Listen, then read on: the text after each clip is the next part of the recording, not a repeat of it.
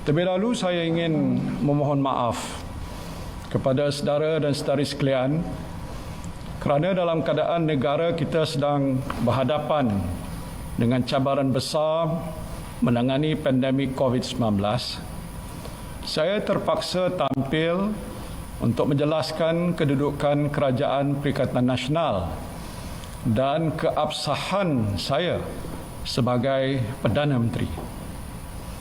Semalam saya telah menerima warkah daripada Kebawah-Duli Yang Maha Mulia Seri Paduka Baginda Yang di-Pertuan Agong yang memaklumkan kepada saya terdapat 8 orang ahli Parlimen UMNO telah menulis surat kepada Yang di-Pertua Dewan Rakyat bahawa mereka telah menarik sokongan kepada saya. Di dalam warkah ini, Kebawah-Duli Yang Maha Mulia Seri Paduka Baginda Yang di-Pertuan Agong telah memetik 2 peruntukan dalam perlembagaan persekutuan. Pertama, perkara 43 2A, iaitu Yang di-Pertuan Agong hendaklah terlebih dahulu melantik sebagai Perdana Menteri untuk mempromosikan jemaah menteri seorang ahli Dewan Rakyat yang pada hematnya mungkin mendapat kepercayaan majoriti ahli Dewan Rakyat itu. Dan kedua, perkara 43(4), iaitu jika Perdana Menteri tidak lagi mendapat kepercayaan majoriti ahli Dewan Rakyat, maka Perdana Menteri hendaklah meletakkan jawatan jemaah menteri, melainkan jika atas permintaannya Parlimen dibubarkan oleh Yang di-Pertuan Agong.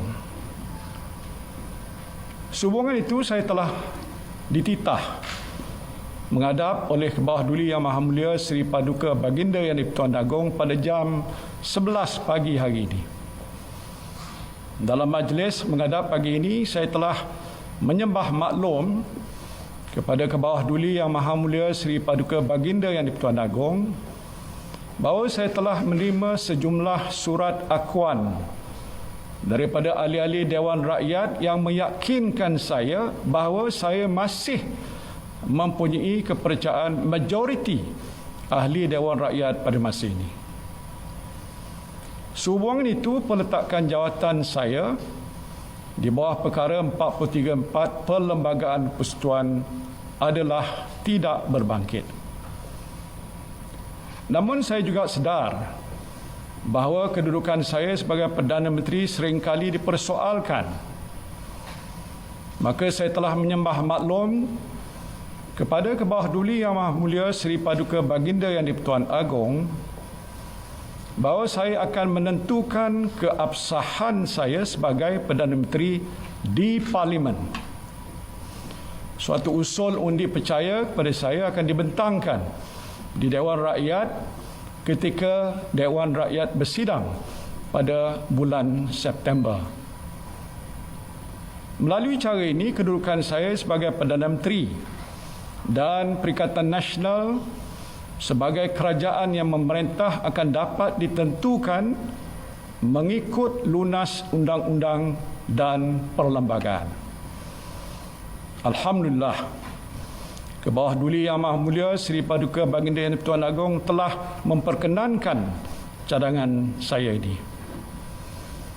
Sementara itu, jemaah menteri dan pentadbiran jentera pentadbiran kerajaan akan terus berfungsi untuk melaksanakan amanah dan tanggungjawab kepada rakyat dan negara, khususnya dalam menangani pandemik COVID-19.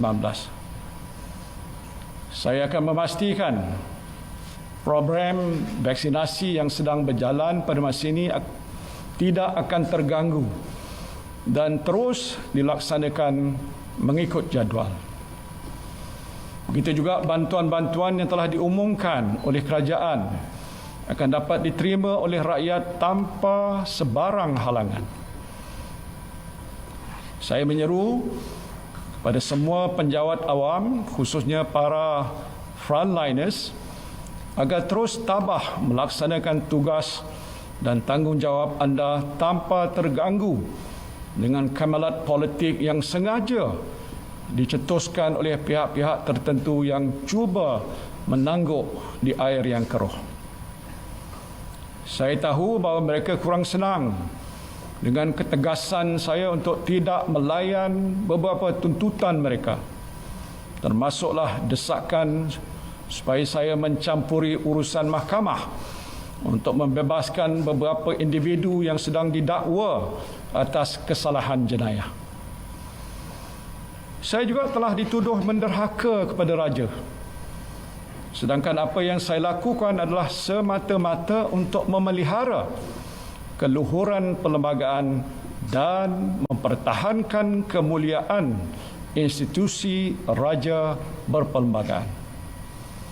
Saya tidak akan mengorbankan prinsip saya dan membelakangi sumpah jawatan saya untuk menunaikan segala kewajipan dengan jujur, menumpahkan taat setia kepada raja dan negara serta memelihara, melindungi dan mempertahankan perlembagaan.